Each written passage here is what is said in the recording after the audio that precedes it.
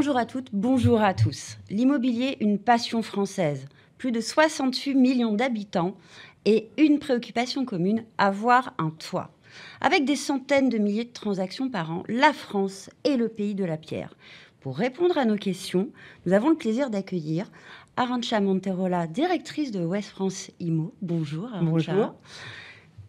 Martin Giboire, directeur général du groupe Giboire. Bonjour Martin. Bonjour. Première question, je vais me tourner vers vous, Arantxa.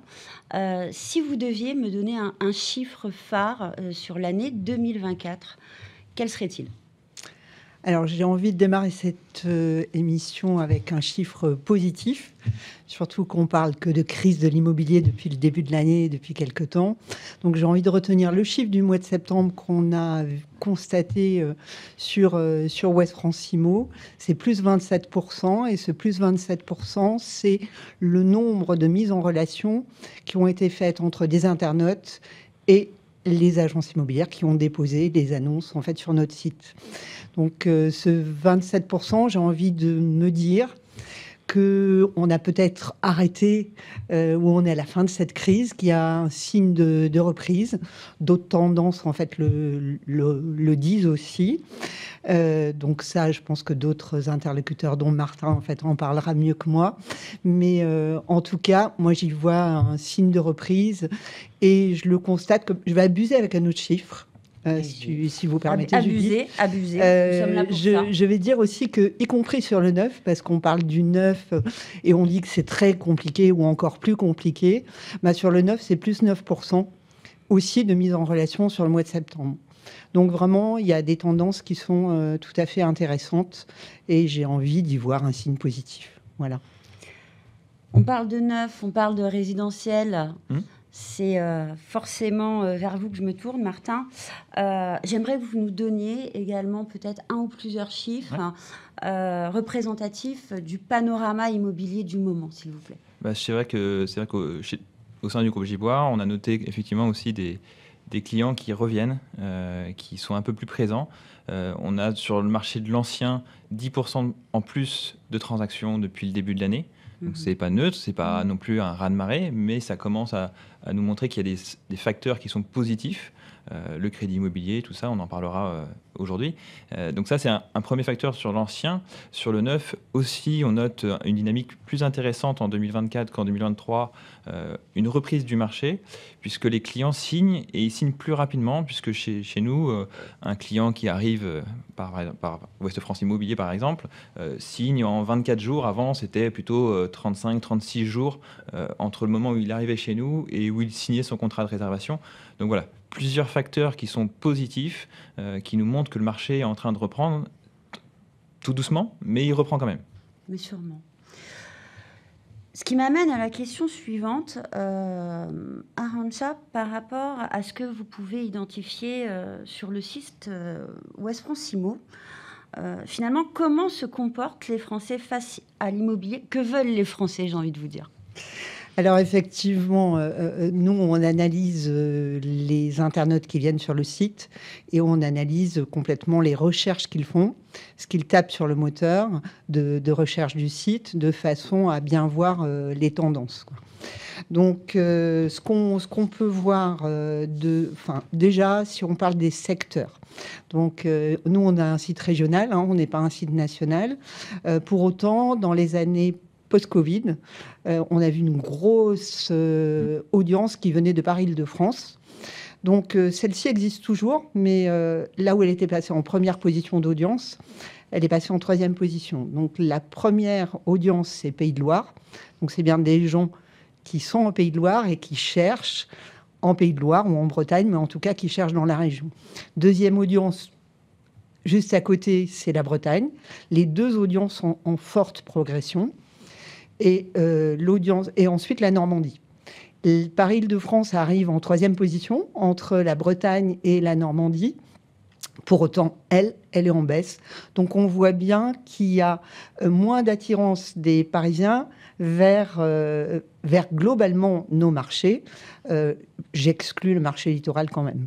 Mais voilà. Donc on se recentre, en tout cas sur l'origine des internautes, sur des gens qui sont en train de rechercher de l'habitat pour habiter.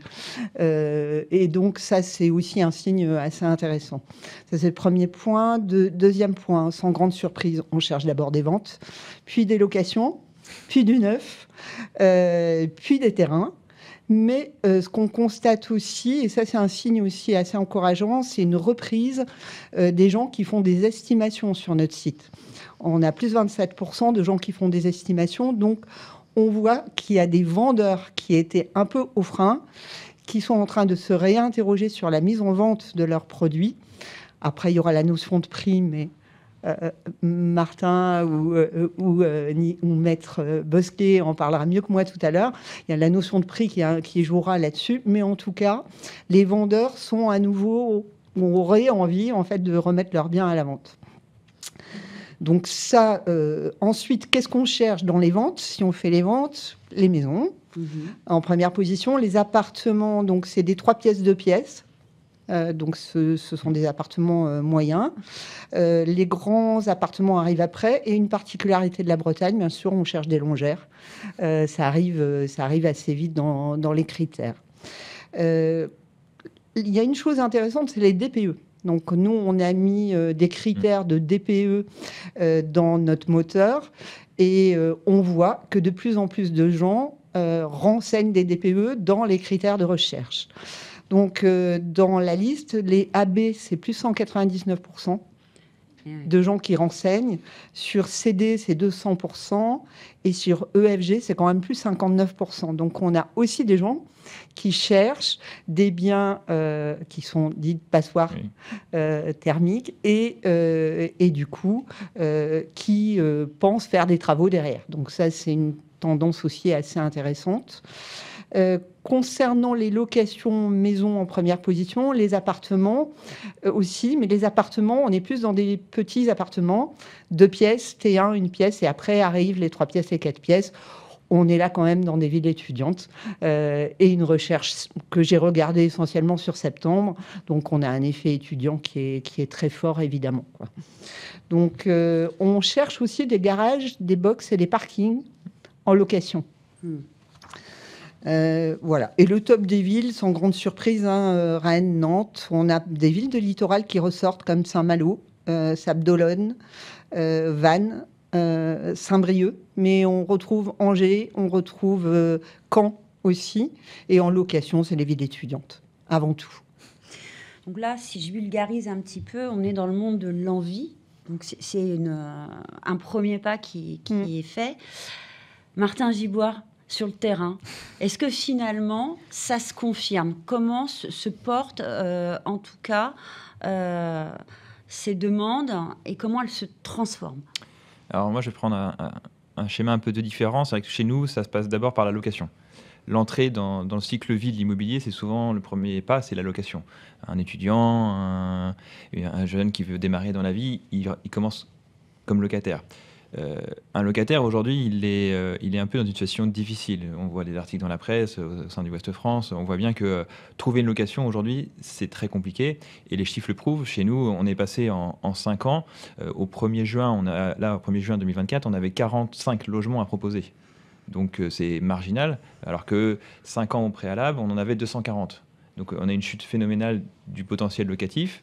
Et aujourd'hui, on a un phénomène qui se crée, c'est-à-dire qu'on loue 40% de nos logements sans passer d'annonce. Parce qu'en fait, on a déjà tellement de demandes qu'on ne le met pas sur Internet. On n'a pas le temps de la mettre sur Internet parce qu'il est déjà loué le logement. Parce qu'un copain, un voisin, un ami ou quelqu'un qu'on a déjà dans notre fichier veut louer cet appartement.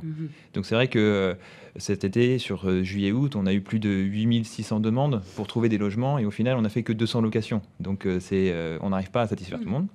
Donc sur la location, c'est très tendu, ce qui permet de détourner une part de ces locataires potentiels qui viennent acheter des logements. On a eu cet effet cette année encore plus important de voir quelques locataires, quelques parents qui ont acheté leur logement pour de leurs enfants. Donc ils ont acheté un studio, 2 pièces. Donc un marché qui se transforme, des petites surfaces qu'au final, on a surtout sur le marché locatif, qui deviennent de la résidence principale ou un investissement pour un enfant, pour de la famille, pour demain le louer aussi potentiellement. Donc ça, c'est un fait un petit peu nouveau. Je rejoins effectivement Aranxa sur les T2, les T3, on a de la demande. C'est vrai que sur le marché côtier, sur les belles maisons avec vue mer, les appartements avec vue mer, là aussi, on a encore de la demande, même si c'est un peu moins le cas que les autres années. On a encore des dossiers qui se font, des belles transactions à parfois plusieurs centaines de milliers d'euros, voire quelques dossiers qui dépassent le million d'euros. On en a encore fait récemment sur Saint-Malo avec nos équipes. Voilà, c'est vrai que c'est quelque chose de très positif. Et après, sur le neuf, là aussi, ça repart. On voit le marché de l'investisseur qui continue de performer. Chez nous, c'est quasiment 45% d'investisseurs dans le neuf. Donc, c'est positif. Même si on sait que le Pinel va arriver en fin d'année à terme. Mais c'est pas grave, on a des investisseurs qui font de la location meublée, qui font quand même le pari de se dire je prends dans du neuf parce que le DPE est positif, il est bien noté, il est bien classé. Il y a cet aspect énergétique qui, effectivement, je suis d'accord, revient de plus en plus. Donc voilà, on voit que c'est positif, les contacts arrivent, ils se transforment. On n'a plus cet effet je prends des informations et je vais voir. Là, on sent quand même un dynamisme, on sent que ça repart, que il y a des contacts qui arrivent, qui se signent, qui vont au bout, les financements vont au bout aussi. On avait cet élément aussi sur l'année dernière qui était un peu péjoratif, où on arrivait, on signait un compromis, mais derrière, on n'avait pas le financement. Là, en 2024, on a moins de refus de crédit. Les banques sont un peu plus accueillantes. Donc voilà, c'est vrai qu'on a quelques signaux qui sont ouverts. Tout n'est pas encore... on ne va pas sortir le champagne tout de suite, mais c'est vrai qu'on voit que ça s'améliore. Donc pour le moment, si je vous écoute bien, on a quand même de bonnes nouvelles. Et moi, j'ai envie finalement qu'on continue à apporter des bonnes nouvelles. Oserais-je vous demander des préconisations positives pour cette fin 2024 et puis pour le démarrage de 2025 ? Aranxa. Alors, préconisation, ça serait, je pense, un peu prétentieux de ma part, mais enfin, on peut essayer. En fait, tous ces signaux positifs, effectivement, semblent dire qu'on est peut-être sorti des 2 années de grosses crises quand même qu'on a connues en fait sur l'immobilier. Donc, ce qu'on voit, c'est nous une reprise sur nos sites. Effectivement, il y a encore, j'ai l'impression qu'il y a une stabilisation des prix, qu'on va vers une stabilisation des prix. On était, ça je le constate parce qu'on avait beaucoup de mentions de baisse de prix sur notre site. Et on faisait d'ailleurs des alertes mail pour interpeller nos internautes pour leur dire, vous avez vu ce produit, vous n'avez pas contacté, le prix est en baisse, est-ce que ça vous intéresse toujours et contactez. Bon, et là, on voit qu'il y a un volume moins important de produits en baisse de prix. Donc, on se dit qu'il y a peut-être une stabilisation qui est en train de se faire. Est-ce que le prix est raisonnable ou pas ? Ça, je ne sais pas. Mais en tout cas, il y a une stabilisation. Donc, c'est aussi un signe intéressant. Il y a de la demande qui progresse, il y a des taux de crédit qui sont baissiers et des banques, effectivement, qui sont un peu plus accueillantes. Donc, tout ça laisse entrevoir, je pense, des perspectives encourageantes. Sur cette fin d'année, on a la fin du Pinel pour le neuf. Donc là, on sent des signaux, d'où d'ailleurs cette progression de la mise en relation. Donc je pense que jusqu'à la fin de l'année, il faudra voir s'il y a quelque chose qui émerge autour du neuf quand même pour aider la promotion immobilière et l'accession vers le neuf. Mais moi, je me dis que sur l'ancien, on peut s'attendre avec encore quelques incertitudes quand même, à une stabilisation peut-être sur cette fin d'année. On l'espère. Voilà. On l'espère. Et je pense, mais enfin, je ne suis pas Madame Irma non plus, une reprise au printemps. Voilà, je pense que le printemps, c'est aussi de façon cyclique dans l'immobilier, plus de ventes.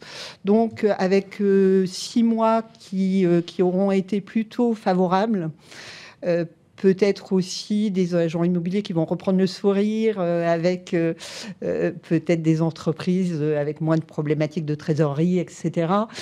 Donc, du coup, je pense qu'au printemps, sur l'ancien en tout cas, on devrait voir les choses repartir. Alors, peut-être pas qu'on va trouver les volumes de 2022, parce que c'était énorme, mais en tout cas, un marché plus normal, on va dire, qu'on a connu juste avant les années Covid. Ça, c'est sur l'ancien. Sur le neuf, je suis un peu plus mesurée, parce que je ne sais pas si on peut parler de reprise, mais peut-être de point d'inflexion. Voilà, plus que de reprise. Pourquoi ? Parce qu'en fait, il y a quand même eu pendant 2 ans un manque de mise en chantier de façon globale. Alors, peut-être pas chez Giboire, mais de façon globale sur le marché.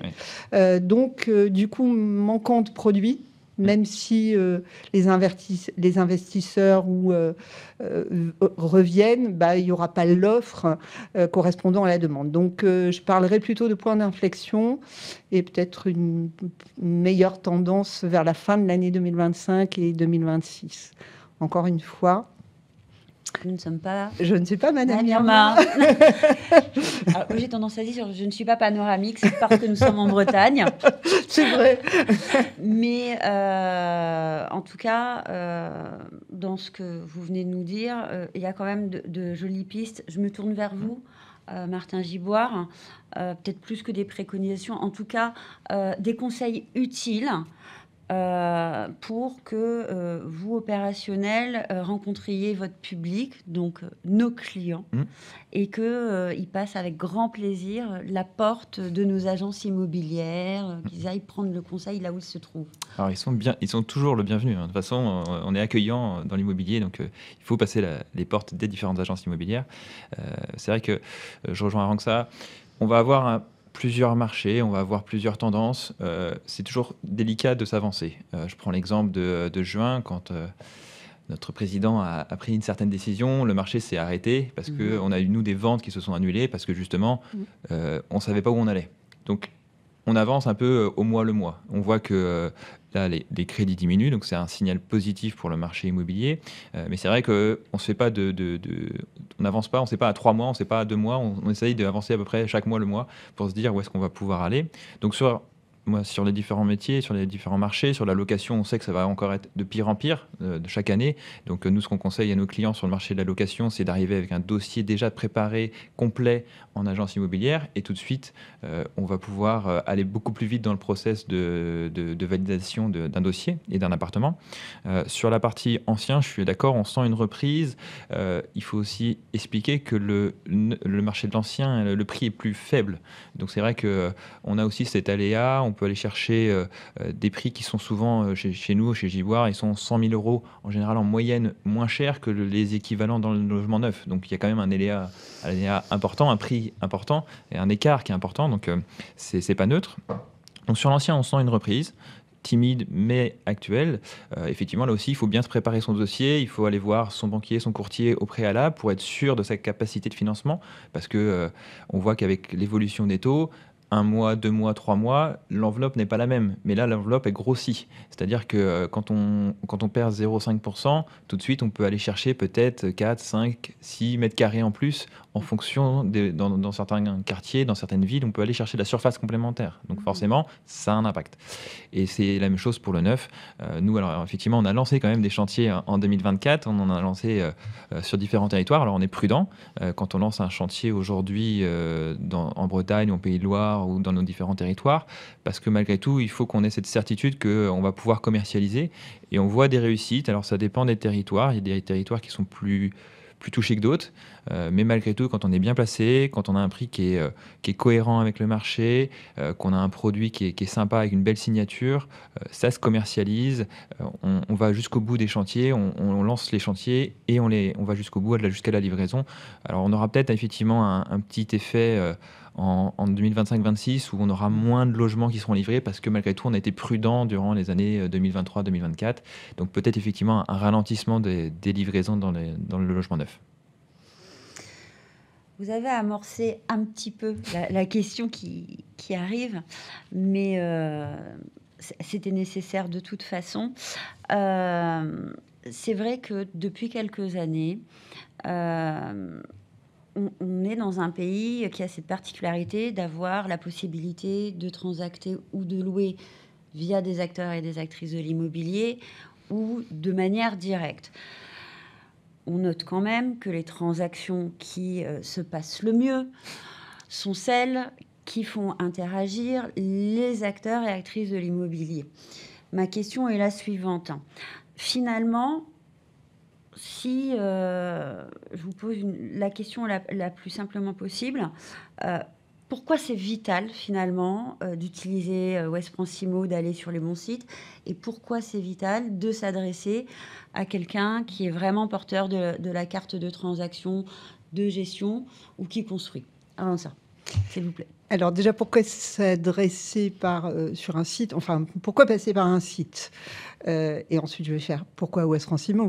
Bien sûr, bien sûr. Mais un site, parce que je pense que la recherche démarre là. Quand on veut soit vendre, soit louer, soit acheter, on va sur un site internet, on regarde les biens, on se renseigne sur le marché, on regarde les prix. C'est la première source d'information pour se positionner, quel que soit en fait le profil que l'on est.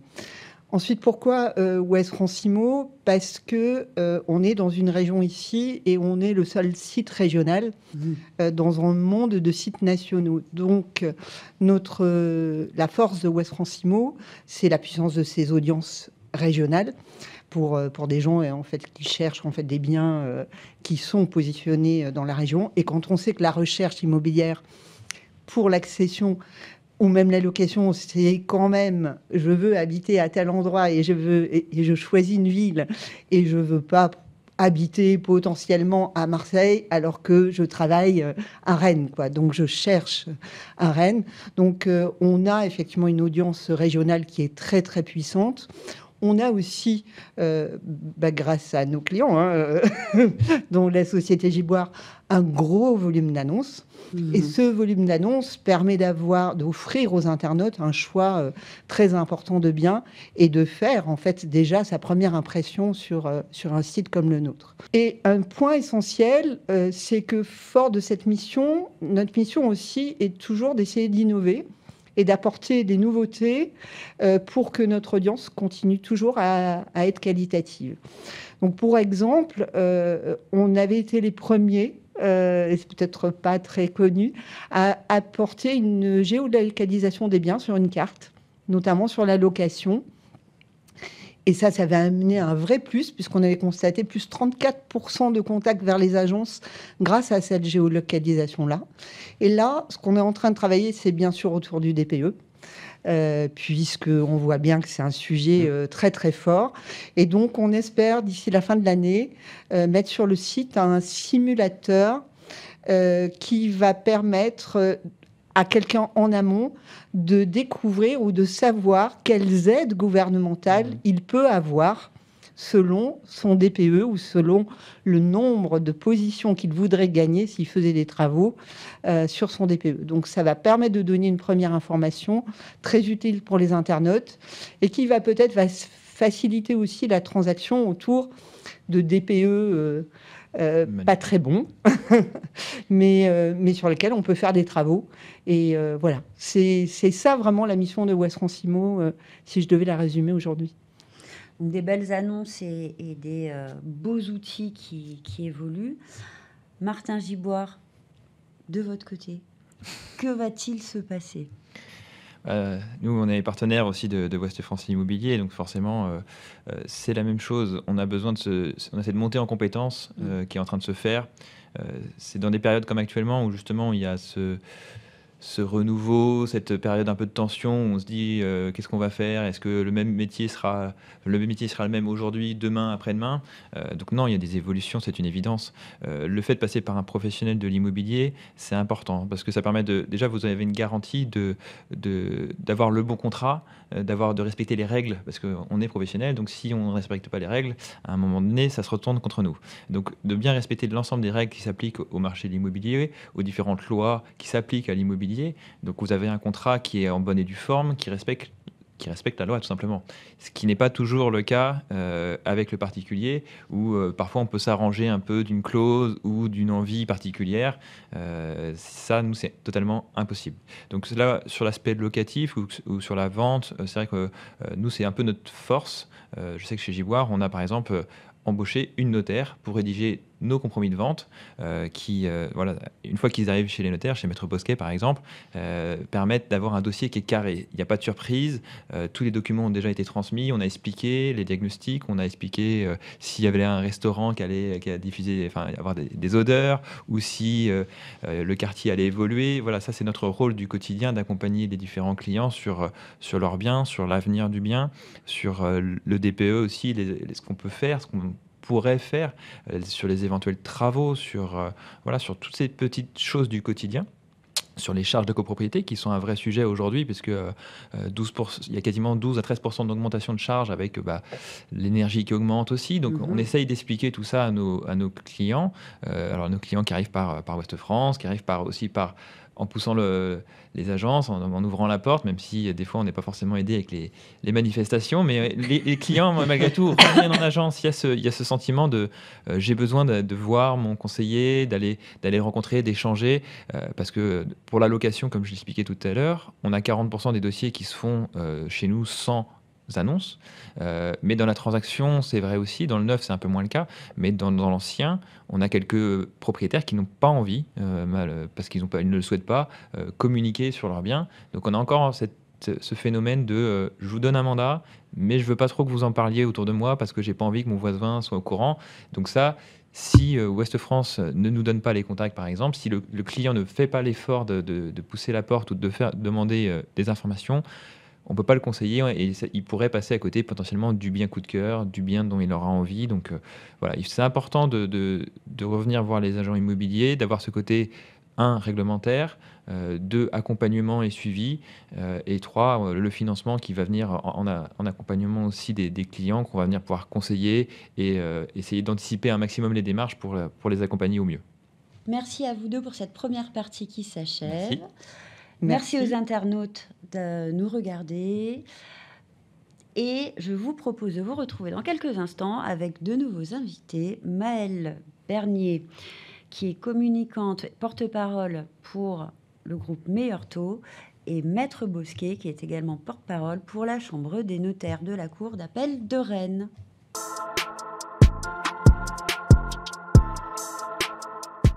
Rebonjour à toutes et à tous. Ravie de vous retrouver pour cette seconde partie avec des invités tout aussi exceptionnels que dans la première partie. Je reçois, pour votre plus grand plaisir et le mien, Maëlle Bernier, directrice de la communication et porte-parole du groupe Meilleur Taux. Donc, si vous avez bien compris, on va parler crédit. Bonjour. Ainsi que Nicolas Bosquet, porte-parole de la Chambre des notaires de la Cour d'appel de Rennes et notaire de son État. Bonjour, Maître Bosquet. Bonjour, Julie. Je vais me tourner vers Maëlle en premier. Maëlle Bernier, si vous aviez un chiffre à nous transmettre pour 2024, quel est-il ? Écoutez, il est plutôt positif parce que la baisse des taux qu'on a observée et qu'on observe encore depuis le mois de janvier 2024, si on regarde le point le plus haut, c'est-à-dire qui était l'automne dernier, donc il y a un an, et entre il y a un an et aujourd'hui, on a récupéré 25% de finançables. Alors, ça veut dire quoi ? Ça veut dire qu'il y a des Français qui, l'année dernière, ne pouvaient pas emprunter parce que les taux leur permettaient pas de ne pas dépasser le fameux taux d'endettement moyen. Et en fait, à revenu équivalent, avec la baisse des taux, on récupère ces personnes-là. Donc, c'est 25% de finançables. Et les Français l'ont bien compris, parce qu'on les voit qui se baladent sur le site, qui font des simulations de capacité d'emprunt. Et il est clair que les taux sont passés, on va dire, qui ont perdu quasiment 1 point. C'est-à-dire qu'on est passé on frôlait les 4,5 sur 20 ans au mois de novembre. Et là, on est en octobre et on va être autour de 3,5 sur ce même 20 ans, voire un peu en dessous. Donc, les taux ont vraiment baissé beaucoup, assez vite. Ils étaient remontés très, très, très vite. Donc, ils ont baissé aussi assez vite depuis janvier 2024. une excellente nouvelle. C'est une excellente nouvelle parce que non seulement il y a les taux, donc il y a l'effet mathématique pur, et en plus, on y reviendra peut-être plus tard, mais les banques, on a complètement changé de dogme. L'année dernière, nous avions à peine 3 établissements bancaires qui prêtaient. Et donc, évidemment, elles choisissaient leurs clients. Aujourd'hui, elles sont toutes sans exception dans la course. Donc, la concurrence est très forte. Donc, la concurrence est toujours très bon pour celui qui cherche à emprunter. Et aujourd'hui, il n'y a pas une banque qui nous dit pas « je veux prêter, je suis prête à faire des efforts, je n'ai pas atteint mes objectifs commerciaux de l'année. » On est en octobre, donc je cherche à faire rentrer des dossiers. Donc, vraiment, la situation bancaire au niveau du prêt et des banques est totalement différente d'il y a un an. Et ça, il faut le dire, parce que au-delà des chiffres mathématiques, des capacités d'emprunt, l'attitude des banques, aujourd'hui, si vous avez un refus, il ne faut vraiment pas s'arrêter à ce refus, mais globalement, si vous êtes finançable, si votre dossier est sécurisé, c'est-à-dire que si on ne vous demandez pas à rembourser des sommes qui sont absolument ingérables pour vous, vous allez trouver un financement. Donc, vraiment, il faut faire le tour des établissements bancaires. Et pour les comparer, parce que comparer les taux, parce que même s'il y a une course, on n'est pas toujours le bon profil dans telle ou telle banque. Vous avez des banques qui vont privilégier les plus jeunes, d'autres qui vont préférer les quarantenaires qui ont un peu de patrimoine, d'autres les fonctionnaires. Donc il faut savoir, et c'est pas forcément les mêmes au même moment. Donc il faut savoir tout ça. Donc il faut effectivement se faire entourer et aider. Mais en tout cas, la situation est extrêmement meilleure.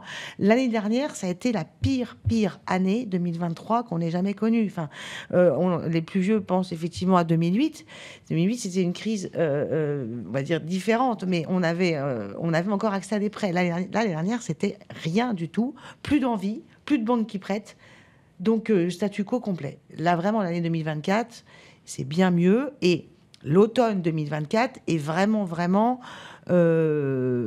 sur un angle très, très positif, en tout cas sur la demande des clients. Donc, la partie recherche Internet, tout va bien, donc l'envie est là. La partie opérationnelle qu'on a évoquée tout à l'heure avec Martin Giboire, tout se passe bien. La partie crédit, meilleur taux, tout va bien.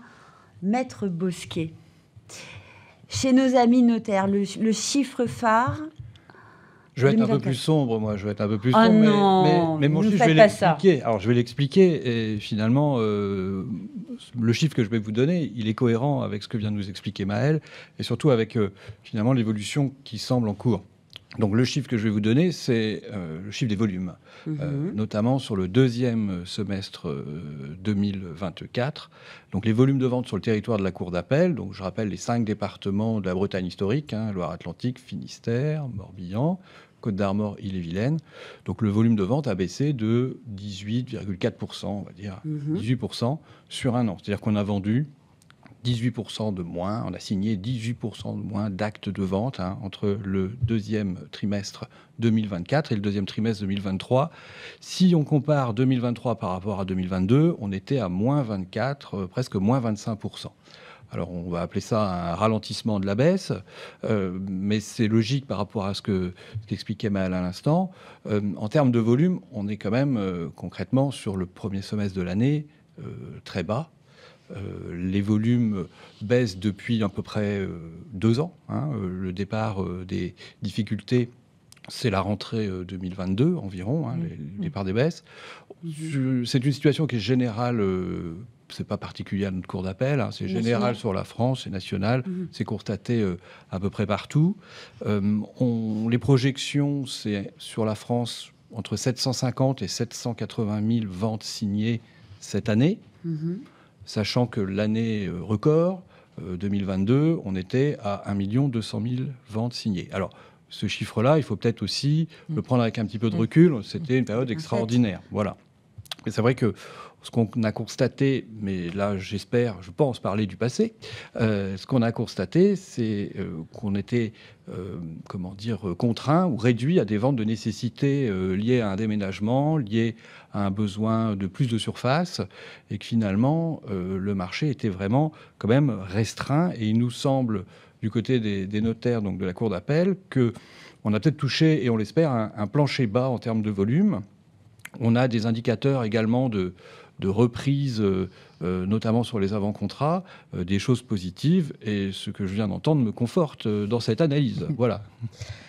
Si on va un peu plus loin, notamment sur finalement le profil, le portrait, les portraits de nos clients, Maëlle Bernier, par rapport au crédit, finalement, quelles sont les demandes qui vous sont faites? Que veulent les Français par rapport au crédit? Quel type de crédit? Les demandes peut-être les plus fleuves que vous puissiez avoir chez Meilleur Taux. Globalement, bon, déjà en France, on emprunte à taux fixe. Donc ça, c'est déjà la première chose. Donc nous, on a évidemment que des produits à taux fixe. C'est bien de le préciser parce que ce qu'on entend un peu souvent, on entend dire « Oui, attention, le crédit, c'est dangereux, c'est dangereux. » On a eu des crises, on a eu des subprimes, on a eu... voilà. Alors, il faut quand même rappeler que le principe des subprimes, c'est qu'on a enfin, c'était le cas aux États-Unis, c'était le cas en Espagne, au Portugal. On a prêté à taux variable. Donc on a dit aux gens, vous pouvez rembourser 1 000 €. Puis à un moment donné, les taux sont mis à monter. Puis on leur a dit, maintenant, c'est plus 1 000, c'est 1 800. Sauf que leur salaire, il n'était pas passé de 3 000 à 4 000. Donc c'est pour ça qu'on a eu un effondrement qu'on n'a pas du tout eu en France. Le système à taux fixe nous protège énormément, mais protège aussi d'un effondrement des prix. C'est-à-dire que pour qu'il y ait effondrement des prix, il faut qu'il y ait un max de biens qui arrivent sur le marché et qu'il n'y ait personne en face pour l'acheter. On a effectivement ralenti très nettement. Moi, je pense que 2023, c'était vraiment l'année noire. Mais là, on va un peu vers le mieux. Donc, tout ça pour dire qu'on nous demande... Alors, nous, ce qu'on voit, l'année dernière, 2023, les primo-accédants, donc ceux qui achètent pour la première fois, donc les plus jeunes, ont pris vraiment de plein fouet la hausse des taux. Parce que, évidemment, quand vous êtes jeune, vous n'avez pas d'épargne. Et donc, vous ne pouvez pas aller compenser on va dire, le manque à emprunter en puisant dans l'épargne. Alors, de temps en temps, il y a un peu de solidarité familiale. Mais ce n'est pas toujours le cas. Et puis, les gens ne peuvent pas forcément non plus. Donc, on a vu des primo-accédants qui étaient bloqués, mais qui étaient bloqués pour 10 000, 15 000 € parce qu'ils ne les avaient pas. Donc, ces primo-accédants-là, ils reviennent. Moi, j'ai regardé les chiffres là, chez Meilleur Taux. Nous, on est autour, alors, on a un site, on est peut-être un peu particulier, mais on est autour de 70% de la demande qui concerne de la primo-accession, des résidences principales. Et dedans, il y a 70% de primo-accédants. Et on a évidemment constaté, en revanche, une baisse assez notable sur l'investissement locatif et la résidence secondaire. L'investissement locatif étant... aujourd'hui, un sujet d'angoisse complet à l'heure où on se parle, parce que fiscalement, on n'a absolument aucune visibilité. Alors, on sait quand même depuis peu que on va sans doute soutenir les investisseurs locatifs. Le gouvernement nouveau, en tout cas, a l'air de changer un peu de dogme. Mais il y a eu toute une période où les investisseurs locatifs se disaient « Oh là là, à quelle sauce je vais être mangé ?» Ça, c'est ceux qui étaient déjà. Et ceux qui disaient « Tiens, j'achèterais bien un petit studio 2 pièces pour loger mes enfants, puis après, ça me fera un peu de complément de revenu pour ma retraite. » Oui, enfin, sauf que si on me pique tout et que j'ai des taxes qui n'arrêtent pas d'augmenter et qu'en plus, on m'explique que je peux pas louer, que si un locataire paye pas, je peux pas le foutre dehors parce que j'en ai pour 3 ans. Franchement, c'est un missionnaire être un bailleur privé aujourd'hui. Donc, il y a besoin de clarification sur ce sujet, mais c'est vrai que on insiste, pour répondre à votre question, au retour assez net depuis la baisse des taux et vraiment depuis l'été, au retour des primo-accédants, donc ceux qui achètent pour la première fois en France. Ce qui est une excellente nouvelle. On passait à côté d'un marché et on doit répondre à tous les Français. Maître Bosquet, est-ce que vous observez la même typologie de clients qui passent les portes des offices notariaux ou on est sur d'autres profils? Alors, c'est très large. Moi, je vous parle d'un territoire très large. Ce qu'on peut analyser par rapport à l'état actuel de la situation, il faut qu'on en parle aussi au niveau des prix, quoi. Donc, les volumes, une certaine reprise par à-coup. On a connu une certaine reprise au printemps. Après, il y a eu la dissolution. Martin Giboire en a parlé. Ça a vraiment... Ça a marqué un coup d'arrêt au mois de juin, on est tous d'accord là-dessus. Nous sommes tous d'accord. La situation, elle est diverse en fonction de l'endroit où on se trouve sur le territoire. Donc, des à-coups, il semble qu'au mois de septembre, il y ait des dossiers qui se finalisent en ce moment. Et surtout une demande qui augmente très nettement. Donc ça, nous, on le reçoit dans les études quelques semaines après, naturellement. Et puis, il faut aussi analyser en termes de prix. Aujourd'hui, globalement, sur le territoire de la Cour d'appel, l'ensemble des prix ont une tendance baissière. Alors, de façon traditionnelle, les baisses de prix, elles commencent dans les métropoles. Nantes et Rennes ont été impactés, sont impactés. Quand on analyse les chiffres du second trimestre de l'année, on constate par endroits des baisses de 8, 9, 10% sur Nantes et Rennes dans certains quartiers. Donc, que ce soit d'ailleurs sur de l'appartement, des lots de copropriété ou de l'habitation. Et puis, globalement, sur le territoire de la Cour d'appel, on voit qu'on passe un peu au rouge de façon générale. Avec des territoires qui résistent, le littoral, un marché particulier. Brest est plus impacté que Quimper. Alors, je ne pourrais pas vous l'expliquer, naturellement. Saint-Brieuc résiste bien, mais Saint-Brieuc, traditionnellement, est une commune où les prix n'étaient pas chers. C'est la préfecture qui avait beaucoup de retard en termes de prix sur Attention, le territoire. Attention, Brieuchine, Maître Bosquet. Mais moi aussi. Attention. Moi aussi. Mais c'est pour ça que je dis que Saint-Brieuc résiste. Et c'est vrai que les choses sont différentes, mais concrètement, allié à la baisse des taux, au retour sur le marché finalement des banques, qui aujourd'hui acceptent à nouveau de prêter, ces baisses de prix qu'on constate, alors dans des proportions très différentes, voilà, ça nécessite une analyse très précise et c'est assez frais, mais normalement, ça devrait déclencher quelque chose et c'est a priori ce qui est en train de se passer. Si on va un petit peu plus loin, en étudiant en tout cas les bonnes nouvelles ou les observations que vous venez de nous livrer, Maëlle Bernier, si vous avez des conseils, des préconisations pour quelqu'un, un potentiel client qui vient sur meilleur taux pour analyser, pour avoir des réponses, quelles seraient finalement ces préconisations ou ces quelques conseils pour aider à ce que ce soit encore plus fluide? Alors, déjà, en intro, je vais répondre à une question que vous n'avez pas posée, mais la question qu'on nous pose tout le temps, c'est est-ce que c'est le moment d'acheter? C'est une question que je trouve absolument ridicule, parce qu'en fait, le moment d'acheter, il y a un moment où il y a des prix, il y a un moment où il y a des taux, puis il y a surtout un moment donné où on se marie, où on a un enfant, où on divorce, où le deuxième enfant arrive, où on est muté. Et en fait, on se retrouve face à un marché, à un moment donné, avec une envie, et on fait avec ce marché. Alors, la bonne nouvelle, c'est que sur les taux d'intérêt, en France, comme je l'ai dit, on est fixe. Et l'autre bonne nouvelle, c'est que donc on ne peut que redescendre, puisqu'il y a toujours une possibilité, si les taux venaient à baisser plus, de renégocier son crédit immobilier.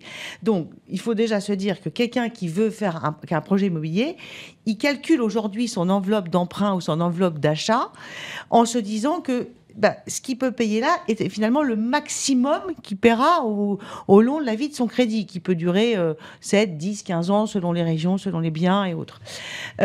Ensuite, quand on veut faire un prêt immobilier, quand on veut acheter, il faut se dire que aujourd'hui, l'achat coûte quand même, globalement, dans la plupart des grandes villes de France, plus cher que la location à biens équivalents. Ça n'a pas toujours été le cas. C'est-à-dire qu'il y a eu des périodes où, globalement, au bout d'1 ou 2 ans, vous aviez acheté, vous vous disiez, OK, là, je commence finalement, j'aurais perdu de l'argent si j'étais locataire. Nous, c'est une étude qu'on mène régulièrement depuis 11 ans. Cette année, c'est un peu mieux que l'année dernière, évidemment, parce que les taux sont plus bas, mais c'est un effort d'acheter. Alors après, quand on achète, il faut se dire aussi, OK, je remboursais 1 000 € de loyer ou 800 € de loyer, je vais rembourser 800 € de crédit, c'est pareil. Pas tout à fait, parce qu'à côté, vous avez des taxes, la taxe foncière. On sait que les propriétaires, aujourd'hui, sont les seuls à payer finalement la vie des territoires, puisqu'on n'a plus de taxes d'habitation. Je ne suis pas la reine des taxes, mais il y a quand même des locataires qui sont beaucoup plus riches que des petits propriétaires. Donc c'est un sujet. En tout cas, aujourd'hui, quand vous achetez un bien immobilier, dans la plupart des grandes villes et des territoires, dites-vous que la taxe foncière, c'est en gros 1 mois de crédit en plus, voire 2 dans certaines villes, que vous allez payer. C'est-à-dire que vous allez rembourser, je ne sais pas, moi, 800 ou 1100 € par mois. La taxe foncière, globalement, elle va être entre 1000 et 1500 un peu partout. Donc, il va falloir les sortir. Vous ne les sortez pas quand vous êtes locataire. Donc, il faut avoir conscience de tout ça. Il faut, encore une fois, regarder la capacité d'emprunt. Moi, je pense qu'il ne faut pas se dire, bon là, je suis parfait, là, je suis au taquet, mais grâce, je suis au taquet, je peux emprunter 250 000, un peu moins au taquet, je suis qu'à 240, c'est pas grave, je vais mettre au taquet. Non, parce qu'en fait, derrière, il y a une vie courante, peut y avoir un variable qui n'est pas payé, ou moins payé, une voiture voilà, des travaux, des choses, plein de choses de la vie. Donc, je recommande toujours, il y a des normes, c'est 35% d'endettement maximum des revenus nets. Ça, c'est ce qu'on va vous prêter sur vos revenus. Mais il ne faut pas vous battre pour les dépasser. Certains Français peuvent les dépasser. Quand on a des gens qui gagnent 8, 10 000 euros, on sait qu'effectivement, ils peuvent les dépasser parce qu'ils ont ce qu'on appelle un reste à vivre important. Mais la notion de reste à vivre est très importante. Donc, encore une fois, les courtiers, les banquiers, d'ailleurs, analysent ça extrêmement bien. Ils sont capables de vous dire, attention, monsieur, ce projet-là, il est peut-être un peu ambitieux aujourd'hui. Celui-là, en revanche, c'est prudent. D'autant plus que quand on est jeune, les revenus augmentent. Donc, effectivement, la prise de risque est un peu moins grande. Et on pourra certainement, peut-être, négocier son crédit à la baisse plus tard. Mais en tout cas, c'est prudent. Les choses sont très bien encadrées en France. On est très, très prudent par rapport à tous nos petits copains autour. Franchement, même en Allemagne, les Allemands qu'on cite souvent en exemple, ils sont sur des prêts dits semi-fixes. C'est-à-dire que vous avez une période fixe, puis après, vous passez en variable. Nous, on n'a pas ça. Donc, le risque est vraiment limité. Donc, il faut faire ses calculs, il faut envisager cette chose-là, cet achat, comme vraiment un projet de vie. Et puis, c'est pas parce que la cousine a acheté aujourd'hui qu'il faut acheter aujourd'hui. C'est parce que, voilà, c'est un projet de vie. Maître Bosquet, pour préparer finalement un achat et en amont, avant d'arriver chez le notaire, quels seraient vos conseils, vos préconisations pour que ça apporte un peu de confort aux clients? Faut se marier ou faut pas se marier? Attention, j'ai des questions d'internautes. Attention. Bon, alors ça, on va y répondre tout à l'heure. Alors, moi, je dirais, je m'adresserai à un acquéreur aujourd'hui, notamment à tous ceux qui ont été évincés du marché il y a 1 an, en leur disant, en leur conseillant de retourner voir leur banque, leur courtier. La situation, au-delà de la question des taux, est complètement différente en termes d'offres de la part des banques. On était complètement fermés, clairement. On vous demandait 20-30% d'apport. Autant dire que les banques ne prêtaient pas. C'est plus du tout la situation actuelle. Je pense qu'on a vu, nous, beaucoup d'acquéreurs déçus avec des refus de crédit en fin d'année dernière, en début d'année. La situation a complètement évolué. Donc, ouvrez les portes de votre établissement bancaire, allez voir votre courtier. La donne est différente. Je dirais aussi à un acquéreur que la situation actuelle est aussi intéressante en termes de choix. Il y a 4 ans, lors de la sortie de notre Covid, nous recevions dans les études des appels le matin. J'ai mis ma maison à vendre cette nuit sur un site internet. J'ai 3 offres au prix dans la nuit. Qu'est-ce que je fais? À qui je la vends? Et c'est vrai qu'on s'est trouvé avec des acquéreurs qui étaient finalement contraints par les délais, qui étaient obligés d'acheter pratiquement sans visiter. Des vendeurs qui n'étaient pas heureux non plus parce qu'ils se disaient « je l'ai vendu en 2 heures, j'aurais pu la vendre plus cher ». Bon, aujourd'hui, on peut faire un achat immobilier dans des conditions quand même beaucoup plus sereines. Il y a de l'offre, on a le temps de visiter, de comparer. C'est quand même une situation qui est beaucoup plus normale et beaucoup plus sécurisante pour un acquéreur. Et du côté du vendeur, moi je rappellerais que la tendance quand même semble, même s'il y a des corrections, les chiffres ne sont pas faciles à analyser en termes de prix, mais la tendance est quand même vraisemblablement baissière en termes de prix. Et que finalement, vendre aujourd'hui, c'est peut-être vendre dans de meilleures conditions que dans quelques mois. La plupart de nos vendeurs sont propriétaires depuis un certain nombre d'années. Sur 5 à 10 ans, les plus-values sont de l'ordre de 30 à 50% sur notre territoire. Il y a assez peu de propriétaires vendeurs qui réalisent des moins-values. Il faut le dire ce qu'il est. Voilà. Donc, il n'y a pas de catastrophe. Certes, je n'obtiendrai pas le prix de mon voisin il y a 2 ans, mais rares sont ceux qui vont perdre de l'argent. Et puis, dans ce cadre-là, pour réaliser un projet dans des conditions confortables et normales, je conseillerais à un vendeur de s'appuyer sur des estimations, d'écouter les estimations et de s'appuyer sur des estimations solides faites par des professionnels. Mettre son bien à la vente aujourd'hui à un tarif prohibitif ou bien au-dessus du prix du marché, c'est vraisemblablement... il y a peu de chances que ça fonctionne. Voilà. Donc, je pense qu'avec quelques conseils comme ça, on doit pouvoir remettre de l'huile dans les rouages et faire repartir de façon assez sereine et saine un marché. On arrive presque à la fin de cette émission et comme dans la première partie, j'ai envie de vous poser cette question, même si vous avez déroulé déjà pas mal de réponses. Maëlle Bernier, pourquoi c'est extrêmement important de passer par un acteur du crédit? Pourquoi c'est vital de passer par un professionnel? Vital, malheureusement, il y a des choses plus vitales, mais le notaire est quelque chose. Alors, je ne sais pas pour être très, très sympathique avec Monsieur Maître Bosquet, pardon, mais je pense que le notaire est incontournable. Je pense que nous, les courtiers, nous sommes un facilitateur, un gain de temps. Vous avez deux options. Soit vous allez voir votre banquier, et puis tous les samedis matins, vous prenez 2 rendez-vous à la chaîne avec 2 autres banques pour comparer. Soit vous allez chez un courtier qui va faire le tour de l'offre en une fois. Vous remplissez un dossier, il va faire le tour de l'offre. Nous ne sommes rémunérés que si vous faites le crédit avec nous. Donc, il y a un risque 0. Et ensuite, il faut... donc, encore une fois, pour moi, c'est le gain de temps, l'accès à une offre large et aussi le conseil. Après, sur les produits, c'est-à-dire qu'on parle beaucoup du taux, mais n'oublions pas qu'il y a un truc extrêmement important, obligatoire en France, que tout le monde oublie et qui coûte vraiment cher et qui peut vraiment différencier en prix, c'est l'assurance emprunteur. Alors l'assurance emprunteur, c'est la meilleure assurance vie du monde parce que finalement où vous sortez, moi je dis toujours, finalement où vous sortez de chez le notaire et que vous avez signé votre bien, vous avez une assurance vie sur la tête. C'est-à-dire que vos enfants sont à l'abri. Puisqu'en fait, cette assurance, si vous décédez, si vous ne pouvez plus travailler, vous êtes invalide, elle prend le relais sur le bien.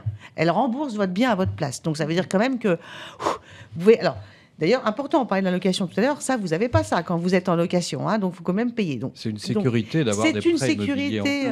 Voilà. Donc, c'est une sécurité d'avoir un prêt immobilier. Donc, le courtier va vous accompagner sur le taux, sur l'assurance du crédit, va vous expliquer comment choisir et surtout voir aussi les différences de tarifs, parce qu'il y a des différences de tarifs, c'est un marché très concurrentiel, détenu principalement par les banques. Et heureusement, vous imaginez bien que la part de risque est très limitée sur ces trucs, parce que quand vous prêtez, et heureusement à des gens de 35, 40 ans, en général, ils vont jusqu'au bout de leur crédit et il ne leur arrive pas de pépins, et donc l'assurance, c'est quelque chose de très rentable. Donc, il faut mettre en concurrence aussi les assureurs avec les banques, et ça, le courtier va vous aider dans l'ensemble du plan de financement. A priori, on parle d'un retour du prêt à taux zéro, donc typiquement, le courtier aussi va vous aider à lisser votre projet.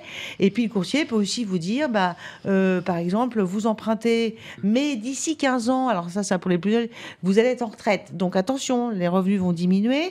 Donc, peut-être rembourser le maximum dans le crédit au début. Et puis après, on fait un palier.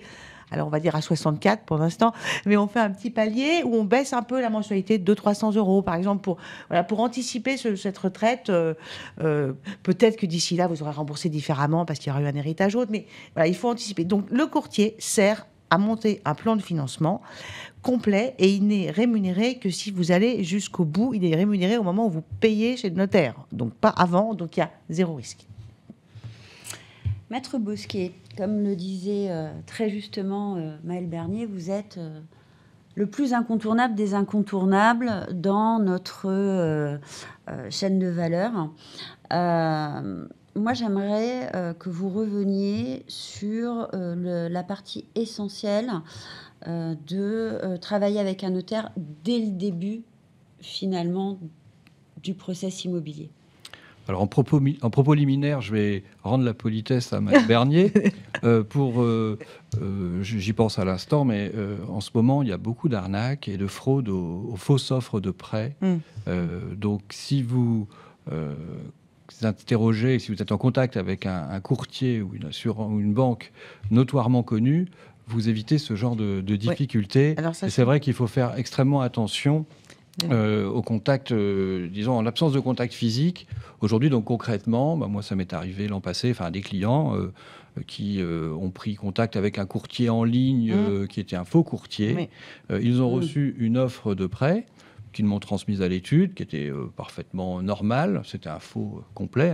Moi, je ne suis pas apte à analyser. Aujourd'hui, tout peut être faux, entre guillemets. Tout à fait. Et finalement, ces personnes-là, au moment où nous, on adresse l'appel de fonds, il n'y avait pas de garantie hypothécaire. Je ne rentre pas dans les domaines techniques, mais je ne savais pas, moi, à prendre contact directement avec cette banque qui n'existait pas.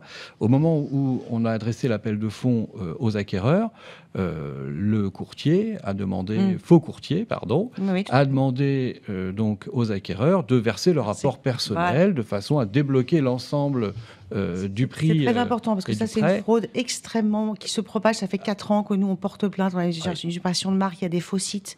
Donc, on le rappelle, très attention à personne ça. ne vous demandera de l'argent à part le notaire au moment de l'appel de fonds. Ouais. Donc, il n'y a pas, aucune banque va vous dire versez-moi les 20 000 euros, puis je vais vous accorder le crédit. Ça ne marche pas comme ça. Donc effectivement, c'est ce qui se passe. L'apport personnel est versé et puis Après, on revoir. constate, il n'y a plus de réponse. Et ben, tout était faux, quoi. C'est assez spectaculaire. Mhm. Donc c'est vrai qu'avoir recours à des professionnels notoirement connus, c'est aussi une garantie. Et puis un peu de contact physique aussi pour vérifier que la personne qui est en face de nous existe vraiment, quoi, hein. C'est un vrai sujet. Alors effectivement, le notaire est incontournable dans les opérations immobilières. Mais le notaire est un atout, naturellement. Donc le notaire est incontournable. Pourquoi ? Le notaire, qu'est-ce que c'est ? Le notaire, c'est un officier public qui donne l'authenticité, confère l'authenticité aux actes qu'il reçoit. Et donc les ventes immobilières sont reçues par les notaires qui, donc, au bout de la chaîne, finalement, après la signature de la promesse de vente qui est parfois signée par le notaire, comme le notaire négocie aussi parfois, un certain nombre d'entre nous ont des services de négociation immobilière. Donc le notaire va faire naturellement les vérifications et puis constituer le dossier, vérifier en termes de notamment les pièces d'urbanisme, choses comme ça.